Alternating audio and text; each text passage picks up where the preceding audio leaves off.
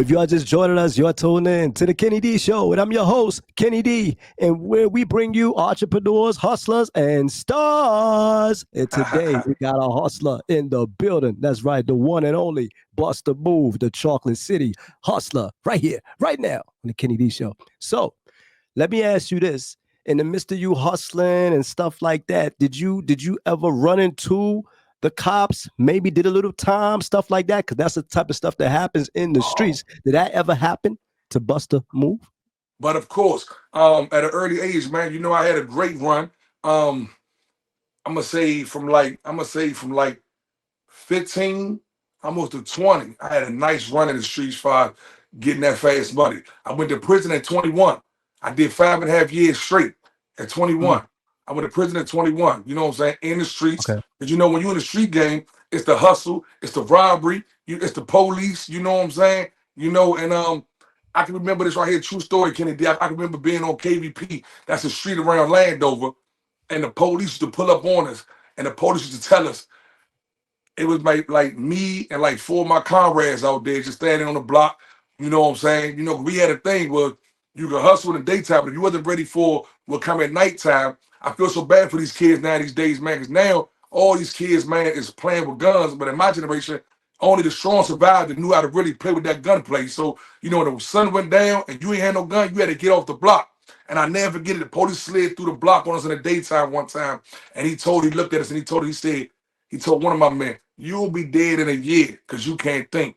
Told one of my big men, you'll be locked up because you got to keep in mind, you ain't running the youngest on this block right. He pulled up on us, not to Mm, lock us up, but to read everybody on the block. And man, I hate to say it, man, that police officer was right, man. That good man died within a year. That other man did 13 years. You know what I'm saying? And those are two that stuck out of my mind. And he read a couple more of us as he stuck out, as he stopped on the block and got on his car and looked at it and said, don't run, and just told us what our future was going to hold us. And it was crazy, man. So that was one story that stuck with me. I lost a lot of good comrades over the years to this game, man. That was one story that stuck with me coming through my way, and with the police. And we had a lot of runners with the police, man, back then. Beat you all up, man. You know what I'm saying? mm, Press you out, interrogate you. Like never funny story is can deal on when I was coming up. The mm. police taught us that if you wanted to keep your money, they used to go in our pockets and take our money because we used to keep our money like this and knots in our pocket. Police said that's Right, right, right, hustler money. He said right. that's hustler money. He taught us to go get wallets. I never get it. So they used to come and press us out. We kept wallets on us on the block with our money in the wallets. That was a 9 to 5 job, man, making money. I mean, I got stories for days, man. No question, Kenny D. Wow. I got stories So for days, man. let me ask you this, because you mentioned that he hollered at one of your mans, he hollered at the big dude, the other one died in a year. What did the cops say to you? He told me if I don't straighten up, I will be doing time real soon. I did Mm, 5.5 years. mm, mm, I did mm, five and a mm. half years. And I think what stuck with me with the other two so much was that one of them did 13 years. He doubled me up with a little bit of more on the side. And the other one did pass away. You feel what I'm saying? So that's why I say, and the one who did 13 years, he was the big homie that we all looked up to on the block. You know what I'm saying? Mm, And he looked so okay. that's why I think that stuck with me with him. And then the one that he said would die pretty soon, as these youngins say, he was one of the first hitters from my side that was really putting in some work. You know what I'm saying? And he called it. He told him, man, you'll be dead within a year and you'll be locked up. You ain't running the block correctly. And told me, if you ain't doing right, so I'm gonna straighten up. You'll be doing a bid real soon. And I say this right here, Wow. Kenny D, man, I did a bid maybe maybe a year and a half, 2 years later, man. I did a bid, man, 5.5 years straight. So Mhm. let me ask you this: you in there, you doing your bid, commissary, people coming to visit you, moms, brothers, sister, everybody coming to visit you. What went off in Buster Move's head to say, I gotta change? What happened when you were locked up that made you change? It was three books that really, really turned my whole mind state. My religion. I'm a Muslim by my religion. I Mm, am a Muslim by my faith. But I read okay. a book called Who Moved the Cheese. The book about this big, Kenny D, but it was so powerful to me because it gave me an it gave me an outlet, and it gave me a look of an understanding on what what it was to keep building, and never get stagnated in life. And the book was called Who Moved the Cheese. Then I read Rich Dad Poor Dad 1 and 2. You know what I'm saying? I read a lot of good books by the Honorable Elijah Muhammad as well, and the Honorable Mendoza Farrakhan that put my mind, in a different mind state as a Muslim. I read a lot of good books, but I was realizing this is what I was realizing when I was locked up. I knew that I was going to be a convicted felon when I came home. You feel what I'm saying? I Okay. knew, and I knew as a convicted felon, I knew I was attracted and I was addicted to fast life and fast money. But I knew it was another way to make the money, because a hustler can really sustain his lifestyle if he understands one thing.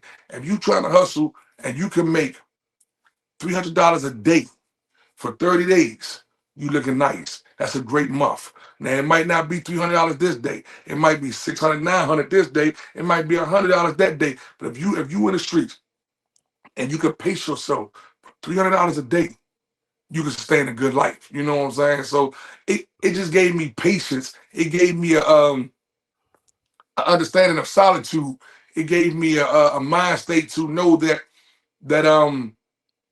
everything wasn't gonna come when I wanted it. It gave me an understanding to slow down, pace myself, and really find Bustamove. You know what I'm saying? So the more I sit back and the more I started dialoguing, I tapped into more entrepreneurship, because I knew I had to be my own boss to be in a 5-bedroom house, to have property in Virginia, to make sure my boys. I got 2 boys in the service, one playing pro football. I got one. My 17-year-old just got his first D1 offer for college. You know what I'm I saying? like that. My middle school kid, my junior, he's in on honor roll all this school semester. So I got great Kennedy. I got great kids who's never been in any trouble. You know what I'm saying? I think a lot every day for that. So it gave me understanding how to really sit down and try to make sure that the women that was in my life, my mother, my wife, what I'm saying, they were all understanding the path I was trying to go down. You get what I'm saying? I like that. I like that. So you in jail, you reading your book, you doing your thing, kind of figuring yourself out. Now you ready to change.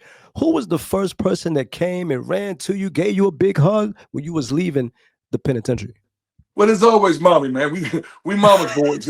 I can't, like I said, my little brother, my baby brother he did 9.5 years for something he didn't even do. You feel what I'm saying? Mm, And the day he mm. got out, it was me and my mother there. But the first one was able to put her arms around and hug him was her. And the day I came through that fence, through the penitentiary, man, it was my mother. You know what I'm saying? And I had the number that I've been dialoguing with your sister on, is the number she gave me when I came through the fence all those years ago.